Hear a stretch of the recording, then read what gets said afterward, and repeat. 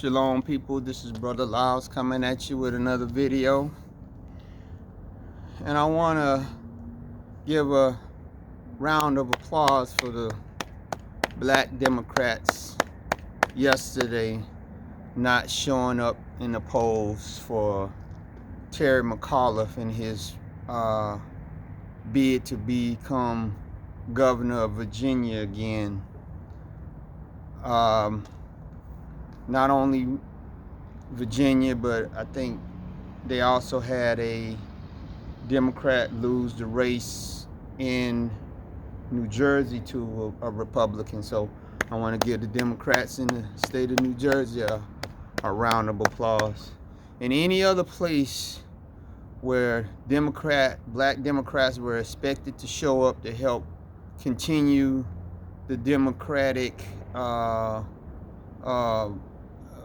agenda going forth, which is to do nothing for us as black people, I give you a round of applause for standing up finally by not voting and letting them know that they can't just arbitrarily think that every time the polls open that we're going to show up, or that if we show up we're going to vote for them.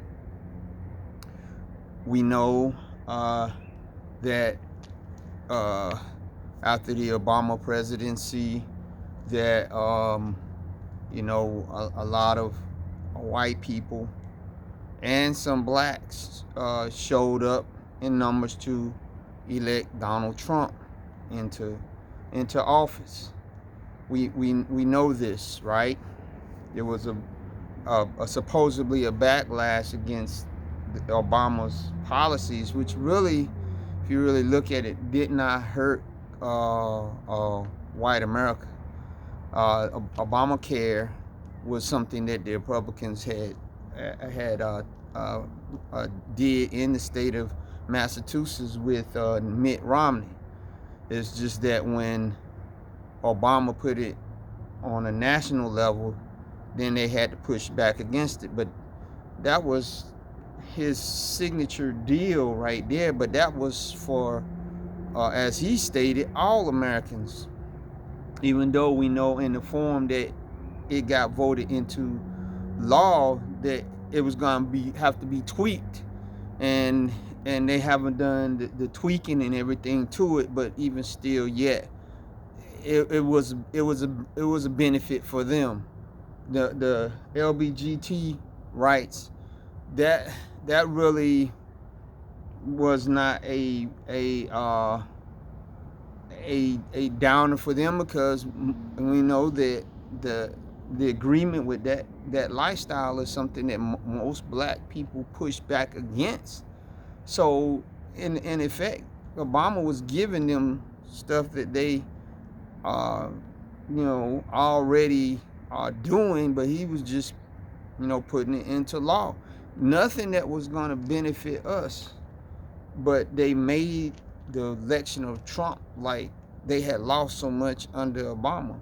What had they lost? They had just lost the fact that, here is a mixed race man who's not really claiming to be, well, he really wasn't. He was not a what you would consider to be a foundational black man. His father was from Kenya, if the reports is true. Some people believe, which I tend somewhat to believe, that it could have been someone else. It could have been a black journalist here in America. But since we don't have the evidence to prove that, we're going to go with the fact that Obama's father was from Kenya and his mother was Caucasian. So really was no tie to connection to us, except for the fact when he moved into this a city of Chicago, and then he wanted to run for election. He wanted to reach out to black people. So the pushback to me was unfounded. So here we go with what they're saying now is attributable to why Terry McAuliffe didn't get elected, was not because black people didn't vote for him. They said it was a pushback against the critical race theory. It was a pushback against the defunding of the police. It was pushback against certain things that they, the Caucasian race, believe is anathema to them, including the immigration thing. Now, first dealing with what the Democrats is gonna actually attribute the loss to. I believe that the Democrats, because they don't want to give us any credit that we could have probably put Terry McAuliffe in. I don't think they're gonna concentrate on the fact that black people didn't show up to vote like that for Terry McAuliffe or any other the Democratic candidates, except for that one guy in New York, the black guy that was an ex-police chief, right? Not chief, ex-police captain. So we ain't even gonna count him. I don't think he would have got elected. So we'll talk about that part. But I think that they're gonna concentrate on the talking points of the Republicans. They're gonna talk about the critical race theory. They're gonna talk about, is it the right time? They're gonna talk about the defunding of police. They're gonna talk about these things, and they're gonna try to re-image them. They're gonna talk about the illegal immigrant thing, right? They're gonna try to re-image on all of these things and put it put the blame at our feet, not for not turning out the vote. There's gonna be some black commentators that are gonna key on that part about us not turning out the vote like we did, but they don't wanna let the Republicans think that they're fearful of that. They're gonna try to, like I said, stay with the talking points of the Republicans, and they're gonna say, okay, critical race theory. We're gonna give it an option to the school systems whether they're gonna want to teach it or not. That's how they're gonna parse that out. They're gonna come back and they're gonna say, no, we're not gonna force the Department of Education to tell these people to tell the truth about American history. We're gonna tell them it's their option, right? We're gonna tell them it's their option if they want to talk about it or not. Which, if you understand the way some school systems probably were gonna be, that even if it was mandated that they teach it, that they probably wasn't gonna teach it the way that it needed to be taught, right? And to be truthful, they can't tell it to our kids the way that we as parents and grandparents and all those can tell it to them, show it to them, right? Because they're not going to give the emphasis on it the way it needs to be. So it is incumbent upon us, it behooves us, right, to be the ones that's going to engender that to our children.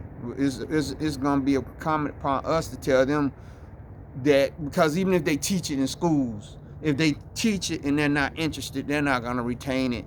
It's up to us to tell our children the truth about these things. So we're going to probably see a easing back off of the critical race theory. They're gonna say that, yes, we got it. Then let's just get to the defunding of the police, right? What police department have any of these big news stories ran stories on where they have actually moved to quote unquote defund them? And when they say defund them, that's define what defunding the police department is. The defunding of the police department was not talking about not giving them the up-to-date squad cars, up-to-date pistols and ammunition and training. It was saying let's revise the training. Let's revise the training.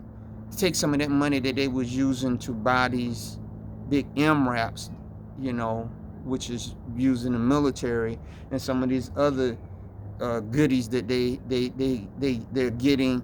That's refocus that money into some other kinds of understanding of how to go out there and in effect relationships with the people that you're policing, to take some of that money, maybe instead of buying an MRAP, do what some police officers used to do back in the 70s and 80s with these all-night basketball leagues and stuff that was run by police to try to keep, some people, young people that was on the streets off out of the gangs and different things like that, and other programs that could be funded through that money that the police have to mentor young black men in areas, or give or to like them dads that were at the school, right? That they ran a story about a couple of weeks ago, where I'm sure some of these dads had jobs, right? Whereas if they could take, since this thing is a nonprofit, right? But we know that, like with everything else, you can get grants, that they would give grants to these things to help maybe these dads that maybe might be out of work, or maybe they have a job, right, but they had to take a second job. But if that they could get a grant to cover some of the expenses of them going to the schools and being, the dads there at, just watching their kids, different things like that, to be recreated with the funds. So when we're saying defunding the police, we're the way they're putting it down, where they're putting it down like the police, they're gonna have 3 men in a squad car, they're all gonna have to share a one pistol, they're gonna have to share one clip of ammo. This is the thought that they're giving when they're doing this. So it's not true, right? So, but again, the Democrats they're gonna come and they're gonna say, where's the bill? Where's the bill that we have passed?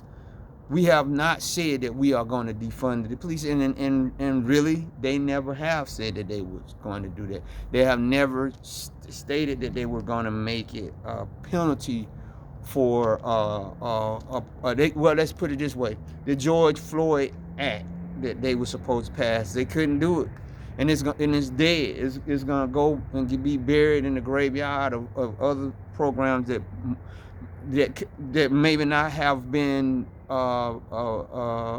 perfect, but at least could have put out a message to the police forces, hey, things have changed. We cannot put up with this kind of stuff that happened with George Floyd, but they wouldn't pass that. So anything that the Republicans put up there, or that the Democrats try to capitulate with them, they're not capitulating about anything, because they have not done it anyway. But they're going to try to lay it at our feet. They're going to say, see, this is why we can't do the police the way that y'all want us to do them, right? Because we're not going to get the votes. But you didn't do it. You wasn't going to do it anyway. But now you're going to use this and try to get us to say, to be able to say to us, shut up.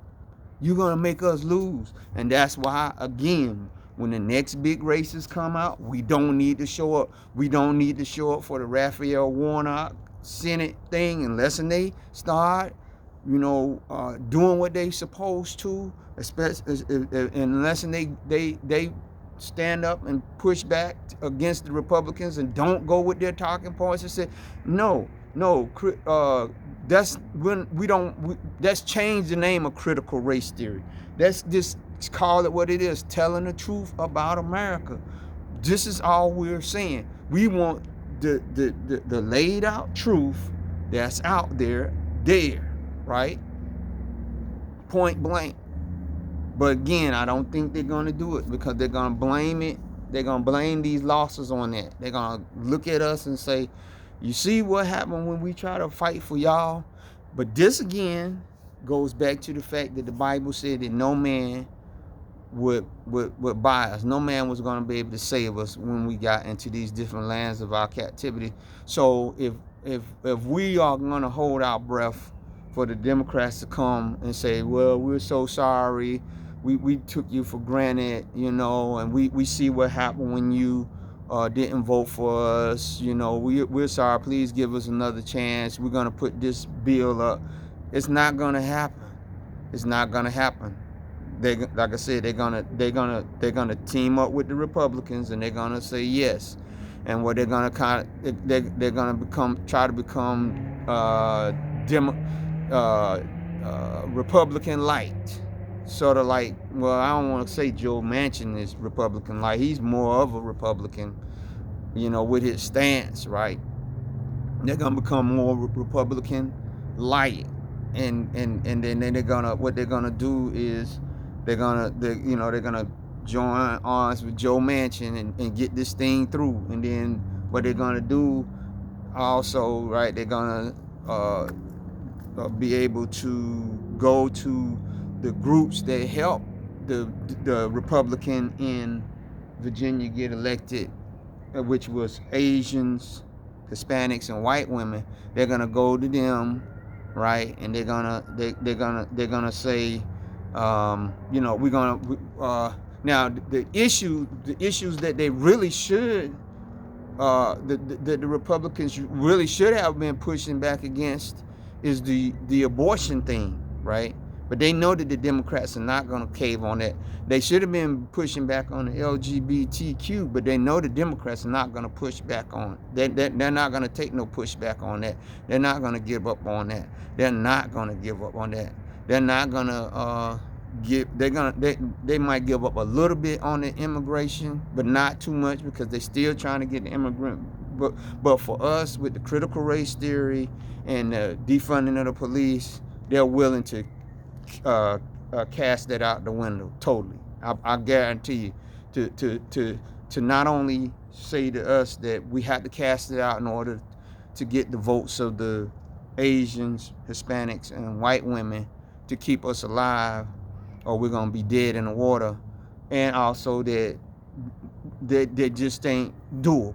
They're not doable. It's not doable to tell the truth about what happened in America with all the terrible things. Even though it's part of the history, it's not doable. It's not doable for us to even rethink all these massive amounts of money that the police are getting and making them do illegal things, paying these confidential informants that they're paying them money, and they're getting wrong houses that they're raiding and killing people by mistake and all this other kind of stuff, right?